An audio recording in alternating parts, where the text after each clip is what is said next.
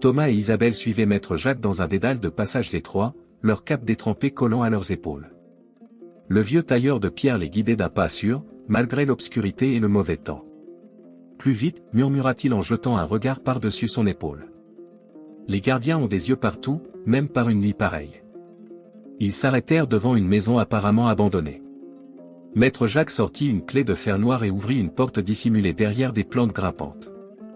L'intérieur était plongé dans les ténèbres. « Suivez-moi, et ne faites pas de bruit », chuchota le vieil homme. Dans la pénombre, ils descendirent un escalier en colimaçon.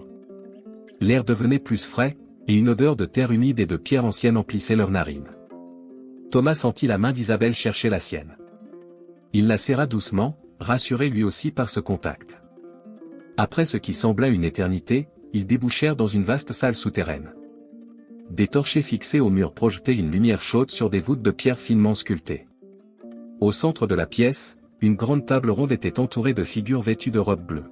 « Bienvenue dans le sanctuaire de la confrérie du Graal », annonça une voix féminine. Une femme âgée se leva de la table. Ses cheveux blancs étaient rassemblés en une longue tresse, et ses yeux gris brillaient d'une intelligence aiguë. Elle s'avança vers eux avec une grâce surprenante pour son âge. « Je suis dame Éléonore, dit-elle. Maître Jacques nous a beaucoup parlé de vous. » Thomas s'inclina maladroitement, conscient de l'eau qui gouttait de ses vêtements sur le sol de pierre. Nous ne savions pas qu'il existait une telle confrérie. C'est le but, mon jeune ami, sourit dame Éléonore. Nous protégeons les secrets sacrés depuis des générations. Les gardiens ne sont pas les seuls à veiller sur les mystères de Chartres.